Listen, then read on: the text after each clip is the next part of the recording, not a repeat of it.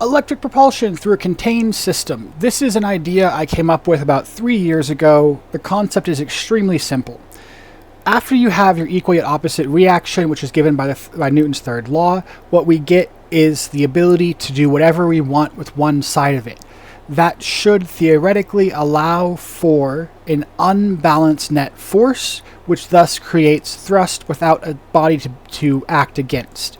If this is true, it enables incredible things in space travel, and we'll get into some of those details as we go. This is a proposal for a system that should do exactly that. If not, it would actually violate some other laws of physics, so I'm curious to hear your thoughts and see where we wind up. Roadmap with this, we're going to start with 3 well-known physics concepts whose interactions are the basis for the proposed system. The majority of the discussion will be an example of how this concept might look. Keep in mind, it's about the concept in theory, so friction and small losses probably won't get mentioned unless they have a meaningful impact on a theoretical feasibility of this device, or these devices. So, the 3 basics we're going to talk about. First is electrical induction. A change in magnetic field around a conductor will induce a current. That is very, very basic. Laws of conservation of energy. Of course, energy can neither be created nor destroyed, only changed in form. And Newton's third law. For every action, there is an equal yet opposite reaction. All very basic physics. This is Faraday's law of inductance. We don't actually need the formula. We're just going to kind of jump over it. Now, conservation of energy in a generator. How it works. A generator transforms kinetic energy, usually from a rotor, to electrical energy.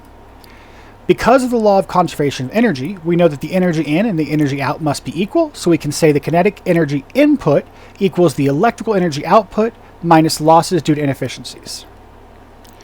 So, the 2 takeaways: a simple generator transforms kinetic energy to electrical energy, and the kinetic energy in is equal to the electrical energy out minus losses. Newton's third law as it applies to a rocket. Here we have an explosion of fuel which is causing a reaction, and we're pushing the spacecraft for that reaction. The action itself is the explosion of fuel pushing additional particles away from the rocket. What we know is the force of the action and the force of the reaction will always be equal, yet opposite, by Newton's third law. So here's a sample device. Imagine it's in space and currently at rest. Here is the body. Here is an electromagnet on the front. Here is a permanent magnet opposing it. You can see we have north on north, so if the electromagnet is on, it will indeed repel the permanent magnet. Over here we have a coil. And we have a sliding track. Okay? So at this point, our electromagnet is powered off. Now, what we're going to do is turn it on. And what we're going to see is both magnets will repel each other because they're both going to be north on north. Both magnets repel each other with a force that we're going to call y in each vector. And we know it's equal yet opposite, so we have y pushing left on the permanent magnet, y pushing right on the electromagnet. If you're keeping track, because this is a sliding track and it is not directly applying the force y in the left vector, what we see is we already have force y in the right vector, so at this point the body would start to accelerate. But of course, if we didn't do anything, then this would hit the end of the track. It would transfer its y force into the track, which would transfer into the body, and it would counteract this y, and we would stop that acceleration. That's kind of what's expected when you have a reaction like this inside of a body. But this is where we get a little creative. The electromagnet is directly mounted, so we know that, again, we have the spacecraft accelerating to the right, but the magnetic rod, because it's not mounted, is pushed left towards the inductance coil. This is where the magic happens. So we have force y, which is causing acceleration into our inductance coil. So we have motion going into an inductance coil with a magnet. And this is where Faraday's concept applies. The magnetic rod moves through the inductance coil, creating a simple generator. This simple generator transforms the kinetic energy of force y into electrical energy, charge A. So what we should see is our force y shrinks all the way down and our charge A grows all the way up. Basically, as long as this is a large enough coil and the magnet is powerful enough, what will happen is all of the kinetic energy from this magnet will get transferred inside the coil instead of remaining kinetic energy. So that transforms it from kinetic energy to electric energy, which is the basis of how generators run. Now, if you argue that there should still be kinetic energy left in the permanent magnet, then you're really arguing against the first law of thermodynamics, because all of our motion has been transferred into electrical energy. So it cannot have all of its kinetic energy and all of its electric energy. It is possible it has some portion of kinetic energy left over, and if so, that would counteract part of the kinetic energy we get from force Y moving in the right direction, but not all of it. So here, the original reaction created our two equal forces. Remember, we have Y here and we had Y here, but now we've changed the Y from the left into an electrical current, which has no direction. So our spacecraft is still moving, and we no longer have our backward force. So this is the end of stage one. So right now the body is moving and everything else is stopped. We just have an electrical charge over here we can use for whatever we want to do.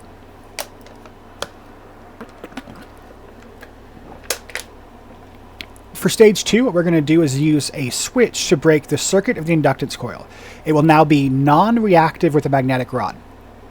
So in other words, the copper is going to have no reaction. We're not going to generate a charge. We're just going to move the magnet freely. And here, the sliding track will use a small electric motor to accomplish that. So the sliding track is going to pull this bar magnet all the way back over where it started.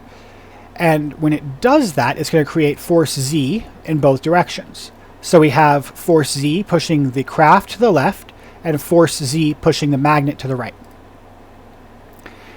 Now, if you're keeping track of forces, this will indeed slow down the acceleration of the craft while this is the only one in play. Because remember, this is on a sliding track, so it is carrying its own momentum right now, even though it's operating inside of this body, okay? Because this is effectively two bodies operating in an asymmetric pattern. And that's what gives us this reaction. So at first we see that spacecraft start to slow down a little bit because it's being acted upon by force Z in the left, but not force Z in the right yet. However, when this permanent magnet touches this electromagnet, it will transfer its force through the body, thus replenishing Y by canceling out the other Z. And at this point, we're back to having only force Y moving us to the right, and which is an unbalanced force, which means it is indeed creating motion at this point. So this is moving our cart or our spaceship forward, and we can repeat this over and over and over again. Each time we pulse the electromagnet, convert that kinetic energy back into electrical energy, and then return the track and cancel out our Z forces, we're going to wind up with more and more force Y. So this just keeps multiplying the acceleration of the craft. And there you have it. So the three laws intersecting in this case creates an opportunity to achieve the first ever fully contained propulsion system. This matters because it could run indefinitely in space with only electricity to power it. So if it had solar panels or a reactor of some sort, it would never need to stop to refuel, and it would never have to stop accelerating or decelerating if it was over the halfway point to its target. This is perhaps the most important part of propulsion or thrust. If this works, it is amazing. But I've built this on a small cart. I was able to get it to move, but I did not have the skills required to have it reset itself and continue over and over. So all I really proved is I could move it 10 inches. I want to know what it looks like built at scale. That's why there is this version, which is the concept I had 3 years ago, and there's also some other versions we can go over pretty quickly. These versions are all similar in that they achieve some form of unequal force distribution. These may be simpler builds, so I encourage you to keep watching and see if it's something that interests you. So, what a contained reaction drive is something that obeys all Newtonian physics while managing an unequal distribution of net force. The concept is surprisingly simple. Once a reaction obeys the third law, what we do with either side of it is entirely up to us. No laws of physics are being ignored or disobeyed. We're simply being creative about what we do with half the force. And if this failed to work, it would violate the most fundamental of physics we know to be true, which is the formula F equals ma, or given for our problem, acceleration equal to force divided by mass. So we'll start with the bow and arrow drive. This uses the advantage of unequal elasticity. This is the basic concept. You have an electromagnet on this side, you have a permanent magnet on this side. It could also be two permanent magnets. In this case, it really isn't important. What we're looking for is a repelling force between the magnets, and it does not need to be timed on its own. So over here we have a bow and arrow effectively. So this is going to be our bow right here. This is the string of the bow, and this orange or yellow line is the arrow or bolt. So this is effectively just traditional bow and arrow, and what we're doing here is using mechanical arms to stretch our bow. So we're going to take the mechanical arms and push out in both directions at the same time for equal force, allowing us to stretch the bow out, exactly like you would a normal bow and arrow with your arms. So what we're going to see is 10 newtons of force in each direction pushing out the arms, which means we're storing our potential energy in the bow, but it is not affecting the overall velocity of the spacecraft, the overall force, net force acting on the spacecraft, okay? Because we have 10 newtons in each direction, they cancel out, and that leaves us with 0 newtons before the bow release. And once we do release the bow, what we see is 20 newtons of force to the right, because all that stored potential energy in the bow is going to come out all in the vector it's being fired at. There is no backward force except for the small amount of recoil that happens after the initial reaction is complete. Okay, so we're going to push that 20 newtons of force directly into our electromagnet, which of course will turn on. The two will repel each other, which will cause motion for the body, this blue thing.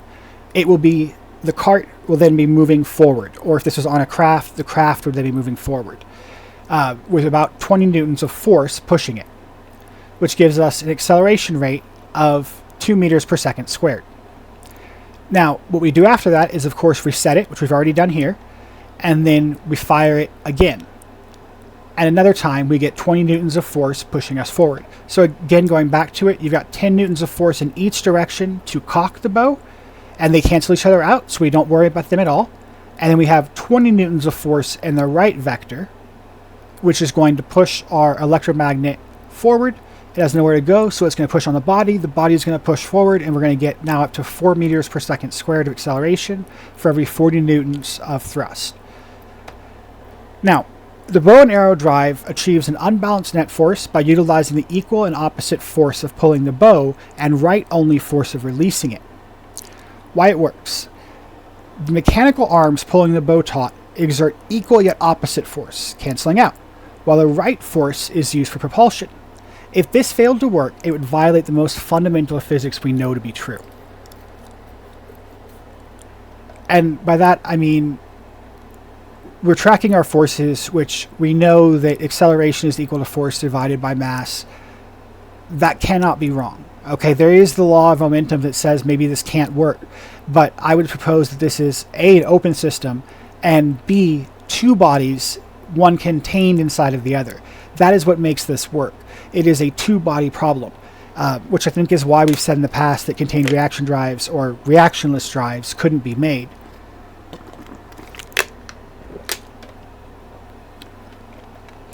Anyway, another one is the Jones drive. This uses the advantage of rotational kinetic energy.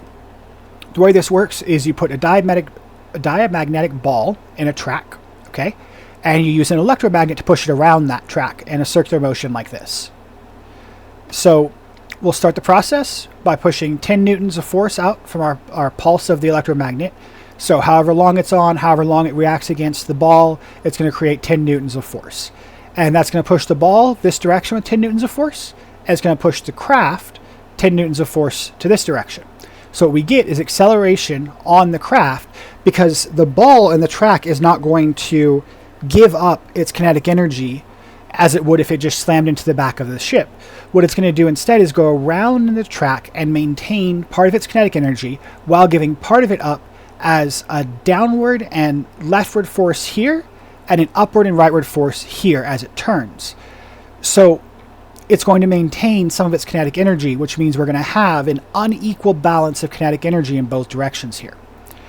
Now, we do have our acceleration of 1 meter per second squared, but we want to repeat it. So what we need to do is catch the ball when it comes back to the same spot, okay? When it comes back to the same spot, we're going to hit it again with the electromagnet for another 10 newtons of force, and that's going to give us a total of 20 newtons of force now, 20 newtons of net force to the right, okay? And the ball would also have 20 newtons of force at this point, so it's moving faster, but it's also giving up some of its kinetic energy or some of its force to friction and other losses as it moves. So kind of hard to predict the exact speed of the ball or the exact force on it, but the force here is not really important. We can also slow it down if we'd like to.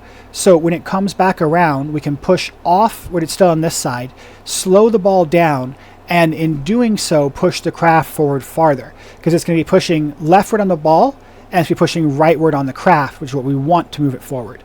So we don't have to worry about the ball getting too fast or just perpetually accelerating. We can just maintain a certain speed that we consider ideal for the system. And of course, you can also introduce more balls traveling at the same time, so the system runs more or less continuously. Now, the Jones drive achieves an unbalanced net force by utilizing rotational kinetic energy for half the reaction and kinetic energy for the other half.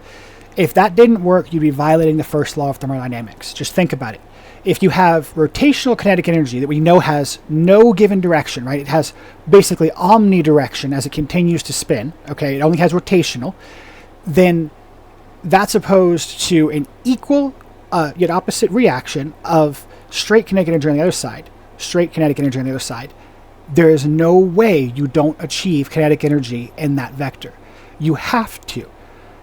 So anything else would mean that we were somehow creating energy from nothing, which we know can't happen.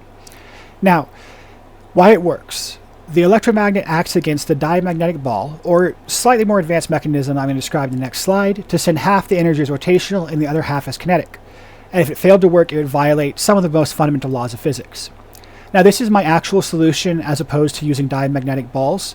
The idea here is that there's some kind of strap keeping the magnets in place and some kind of way for the ball to rotate the other direction. So basically what we're trying to do is use the advantage of having electromagnets on wheels so that they can spin around the track freely with very low friction, but they can also be, permanent magnets on wheels, so that when they get close to the electromagnet, you can pulse the electromagnet against the permanent magnet, which is much, much stronger of a reaction than it would be against a diamagnetic ball. Another method of this is called the reverse shot put. This also uses the advantage of rotational kinetic energy. The way this one works is pretty simple. What you're basically doing is taking a ball and throwing it away from the direction of travel. So you're going to be pushing the craft to the right with the electromagnetic pulse and pushing, again, the diamagnetic ball or the permanent magnets attached to a ball away on the track, okay? And from there, it's actually pretty simple. We're going to start with 10 newtons of force in each direction. And we're going to see that because this is rotational kinetic energy versus this is our basic kinetic energy, we're going to get 1 meter a second squared acceleration. The ball makes a full loop, comes back, and moves right over here, and you hit it again. It's really, really simple. All you're doing is throwing a ball into a loop, pulling it back, throwing it, not pulling it back, you're letting the kinetic energy continue, the acceleration continue, so it hits back, and then pushing it again, and again, and again. And each time you do, you're adding approximately 10 newtons of force, which gives you 20 newtons after the second time, so up to 2 meters per second squared acceleration. Now, the reverse shot put functions by throwing a ball away from the body, creating push in the right vector and rotational kinetic energy in the left. This unbalanced force generates net thrust. And the rest of that we've already been over. We just discussed this on the last project. And here we have the shot put. This one also uses rotational kinetic energy, just in a slightly different method than the last one. The way this one works is the balls are actually accelerated by an inductance coil that covers the entire track. So they're accelerating and then coming up here and hitting the wall or otherwise transferring their kinetic energy, giving it all up to the vessel, and then moving back into the track in order to be accelerated again, and they repeat the cycle. So what I'm going to say here is that the inductance coil is creating 10 newtons of force on each of these balls, and that's going to give it, that's going to give it a total of 40 newtons of force after one rotation. And then we're going to try and harvest that 40 newtons of force by hitting it along the right-hand side. So that's what we're going to do right here. And we're going to see as we do that we're getting the 10 newtons of force to the right, just like we anticipate, and the ball is moving away, having lost its 10 newtons of force, which gives you an acceleration of 4 meters per second squared for every full rotation, including hitting the balls against the wall or otherwise transferring that energy however you decide to do it. Permanent magnet against permanent magnet works. Just any method of transferring that energy. Now this of course could be combined with the shot put method or the reverse shot put method, but this is designed to be just like a shot put. What a shot putter does in the Olympics is they grab the ball, hold it against their neck, and they spin around, and as they do, they pull the ball out and they throw it, right? Well, that's kind of what we're doing here. We're spinning the ball in a circle in order to gain some force, but the way that force acts against our body is going to be equal and opposite in all directions because the inductance coil covers it all, right? So it's accelerating evenly across the entire coil, more or less, which means you might get some wobble from the inductance coil, but you're not going to get the kind of force that counteracts the force we do get from slamming the ball against the wall. So that is how this method works. And each rotation that we do is going to give it another 10 newtons of force to the balls and another 40 newtons of force to our spaceship or cart if you're building this at home. So the shot put functions by accelerating a ball in a circle, then throwing it at the body. This creates push in the right vector and rotational kinetic energy in the left. This unbalanced force generates net thrust. Now, the inductance coil moves the balls in a circle without affecting the overall net force on the body. Then it throws the balls at the body, creating forward propulsion and retaking any of the ball's leftover energy as rotational energy. This one is called the expanding stretch. I am less sure of it, but I'm going to include it anyway. The idea here is you have an expandable bladder filled with some kind of incompressible fluid, and you have supports to hold that bladder in place. Then you have a plunger, which is going to go inside the bladder, and you have a permanent magnet opposing an electromagnet. So if you want to pause the video and figure out where I'm going with this, because it's kind of a fun one, it's a brain teaser, and it may be your only chance to figure it out before I ruin it in the next slide. 3, 2, 1. All right, this is how it works. We power on the electromagnet. That pushes the permanent magnet away, which causes the plunger to depress this liquid, right? It's taking up some of the space. And as it does, the ball has to expand. That means that we're applying all of this out using Pascal's law, which means we're pushing in all directions at the same time, okay? And that means our leftward force of 10 newtons is not going to be 10 newtons left. It's going to be 10 newtons omnidirectional, which means it's going to cancel itself out more or less. The difference in surface area of the plunger area versus the bottom may cause a small difference here, but it shouldn't be significant. We should basically see that the plunger transfers all 10 newtons of its energy into the ball. Or if I'm being actually accurate, what happens is it transfers about 5.1 newtons of energy into the ball, which causes the ball to expand, at which point the ball has, excuse me, it's not 5.1, it's considerably more than that. Probably around 9 newtons of force is what it transfers in before it gets pushed back. But again, for simple math, we're just saying that 10 newtons of force has gone from being left to being omnidirectional, so it's no longer impacting our net force. So our net force is now 10 newtons to the right, and our cart or our craft is accelerating. The bladder then contracts, pushing the rod back in place, and we repeat the process. Another EM pulse, another 10 newtons to omnidirectional, which gives us another 10 newtons over here for acceleration. We were already at 1 meter per second squared, now we're at 2 meters per second squared. And then we just keep repeating this over and over and over again. So the expanding stretch functions by using an equally opposite reaction that creates the equal forces, but the left side is immediately converted into all directional energy, which then makes it an unbalanced force in the right direction, meaning we have the ability to move. We are indeed propelling the craft, thrusting it, forcing it, accelerating it. The teeter-totter is another one of these. It's the advantage of rotational kinetic energy, and it's one of my favorites. The way it works is you have an electromagnet on north, an electromagnet on south, and a permanent magnet south and a permanent magnet north opposing it. So the north side of our electromagnets will be facing out, and the north side of our permanent magnets will be facing out, so they're touching each other or facing each other. This right here, this white is a plank, which is attached via pivot here, and it's able to spin freely clockwise and counterclockwise, okay? On this pivot right here. So what we're going to do is set this up. We're going to move this in place so that the permanent magnet is aligned or close to our electromagnet, and then we're going to pulse that electromagnet. When we do, we're going to get 10 newtons of force in the right direction, pushing the electromagnet into the body and the body forward. And on the other side, we're going to get these 10 newtons of force pushing in a rotational direction towards our other electromagnet, okay? So then we're going to get that 10 newtons over here. We're going to turn on this electromagnet for 20 newtons of force because we want to overcome that original 10 and then push with another 10 backwards. And so what that's going to do is give us 20 newtons of force extra in the right direction and 10 newtons of force now pushing this back in a circle towards our other electromagnet, okay? So that means right now we're at 30 newtons of force. We already had 1 meter per second squared of acceleration. Now we have 3 meters per second squared acceleration. That's awesome. And then we do it again and again and again. Every time it pushes over here, we get another 20 newtons of force, another 10 back, and we repeat and repeat and repeat and repeat. The faster you can repeat this, the faster you can gain that movement energy.